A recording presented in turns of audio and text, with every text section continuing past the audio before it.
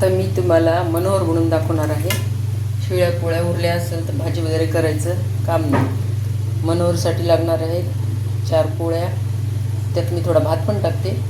कोथिंबीर, कांदा, हिरवी मिरची, टोमॅटो, मेथी, कढीपत्ता.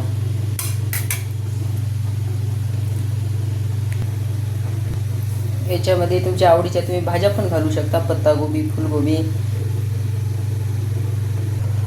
आता कढईमध्ये तेल टाकून घेतलं आहे. त्यानंतर मोहरी चांगली तडतडली की जिरे, त्यानंतर शेंगदाणे, थोडंसं हिंग. शेंगदाणे चांगले लाल होऊ द्यायचे. शेंगदाणे छान लाल झाले याच्यामध्ये घालायची हिरवी मिरची, कांदा, कढीपत्ता, कोथिंबीर.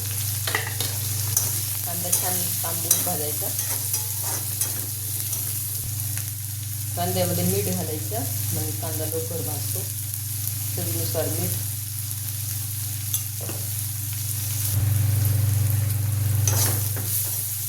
कांदा छान लाल झाला तर आपण याच्यामध्ये टोमॅटो टाकू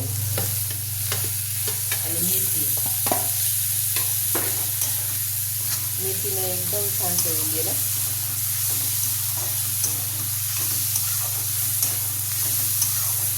टोमॅटो छान नरम होऊ द्यायचे.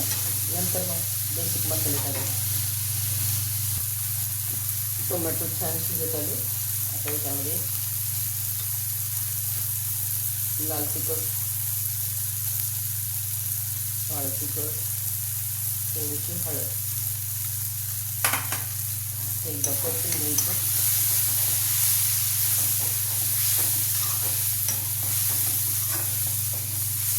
दोन मिनिटं याला पण छान शिजू द्यायचा. तुम्ही बघू शकता मसाला किती छान भाजला गेला. आता याच्यामध्ये आपण टाकणार आहोत पोळ्याचा चुरा. हे छान परतून घ्यायचं. याला चांगली वाफ येऊ द्यायची. त्याच्यासोबत काकडी, लिंबू आणि आंब्याचं लोणचं एक नंबर लागतं बघा. त्याला आम्ही मनोहर म्हणतो.